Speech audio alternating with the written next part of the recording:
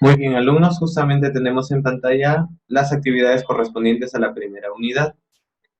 Los temas que hemos desarrollado son el tema 1, modalidades formativas y elementos del derecho laboral, y el tema 2, contratos de trabajo. Respecto al tema 1, básicamente lo que hemos visto no son contratos laborales con todos los beneficios sociales que nosotros eh, generalmente conocemos, sino son modalidades de formación, es decir, generalmente para personas, por ejemplo, que todavía no han terminado su carrera.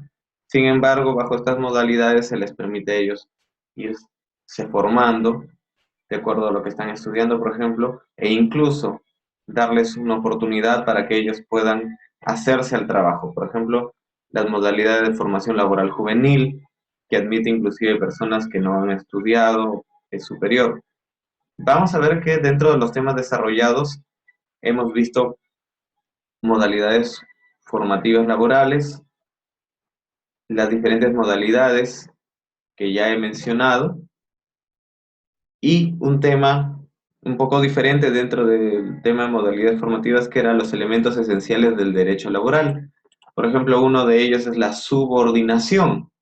Quiere decir de que, a diferencia de los demás tipos de contrato, en el contrato laboral está presente el depender de alguien, por ejemplo, depender de las órdenes de un jefe, de un supervisor, de la empresa, la empleadora.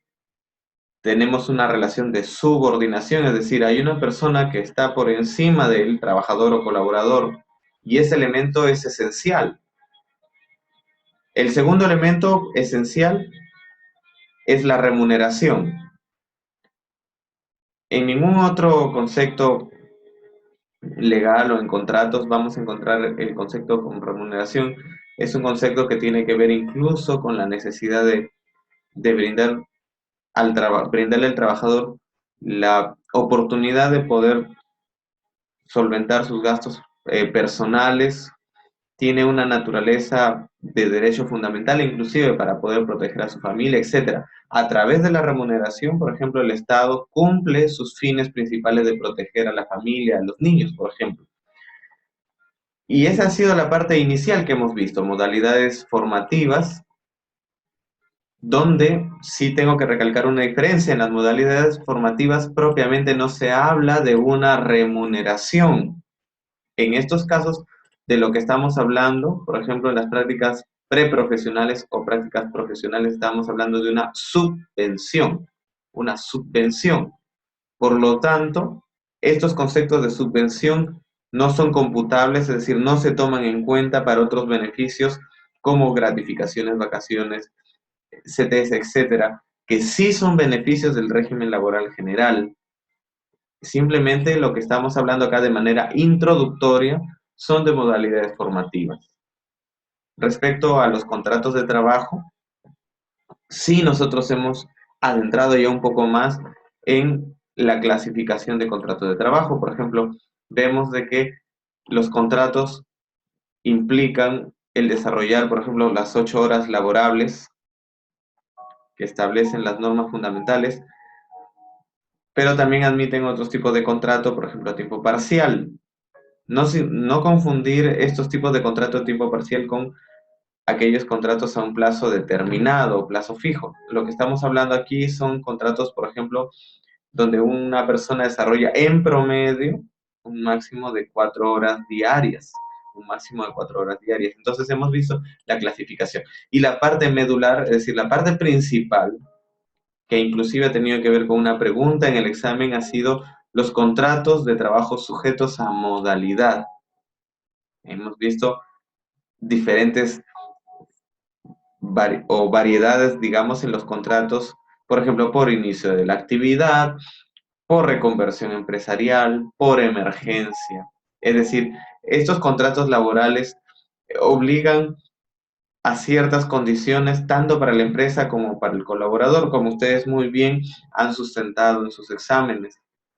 Por último, el tema que hemos visto trataba con indemnización por despido arbitrario o despido injusto. ¿Qué es una indemnización?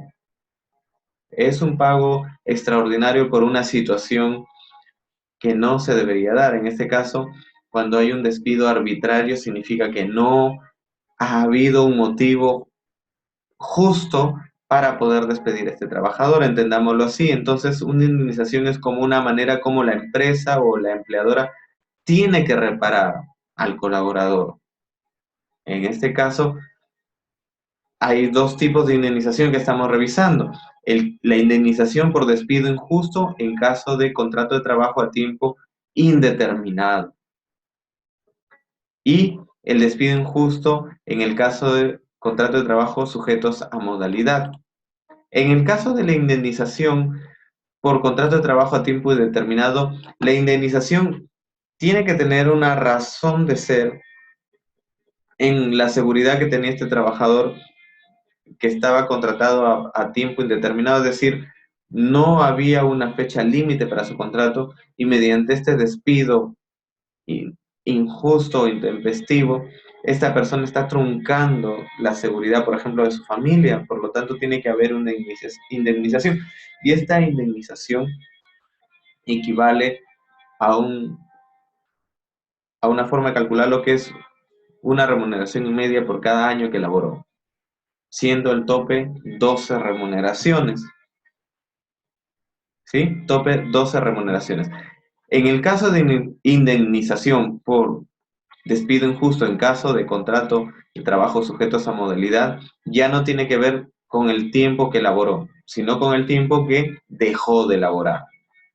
Por ejemplo, una persona que fue contratada por un año, 12 meses, y solo trabajó 5 meses, tenía 7 meses todavía para poderse quedar en la empresa laborando. Sin embargo, mediante un despido injusto, le están privando de esos meses de trabajo. En este caso, la indemnización, disculpen, también corresponde a una remuneración y media, pero ya no por los años que trabajó, sino por los meses que dejará de trabajar.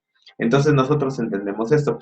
Quería aprovechar también la oportunidad para poder explicar cómo estamos evaluando este curso en cuanto a la nota que va a aparecer en Sócrates. La nota que está apareciendo en Sócrates, pues corresponde a lo establecido en el sílabo del curso. Dicho sea de paso, el sílabo del curso puede ser descargable desde la parte introductoria del curso de legislación e inserción laboral, en la parte de presentación. Ustedes tienen un sílabo descargable. Si ustedes le dan un clic, van a poder revisar el contenido del sílabo. Nos vamos a dirigir específicamente a la cápita de evaluación. El promedio final de evaluación de este curso, legislación e inserción laboral, se establece de la siguiente manera. El promedio final es el valor del 15% de las 4 unidades virtuales, más un 10% de la nota actitudinal, más el 30% de peso o de valor del examen final. En este caso, tomemos en cuenta que cada unidad virtual, es decir, nosotros todavía nos encontramos en la primera unidad virtual número 1, que corresponde al 15% del peso de todo el valor de las evaluaciones de calificación. Cada unidad virtual está conformada por el 15% de 4 actividades. 4 actividades que se han desarrollado en esta primera unidad, más el 40% de la primera evaluación parcial virtual, que es la que han dado el domingo pasado ya. La actividad número 1, o ¿cuáles son las 4 actividades? Pues corresponden de la siguiente manera. Son 2 foros, ¿sí? 2 foros correspondientes a la unidad, al tema 1 y al tema 2. Tienen una tarea que han desarrollado y adicionalmente tienen una autoevaluación. Entonces, estas 4 notas tienen un peso de un 15% y tienen un 40% de peso de la evaluación virtual número 1. Me ha dado mucha satisfacción de que he visto muy buenas notas en los exámenes virtuales. Adicionalmente, veo también que no todos los alumnos pues han obtenido la máxima calificación. Sin embargo, al haber desarrollado sus actividades en el tiempo oportuno, pues han podido obtener una nota satisfactoria. Yo les felicito a los grupos que están llevando este curso y les agradezco por el tiempo que están invirtiendo en su formación, en su educación. Bien, será hasta otra oportunidad.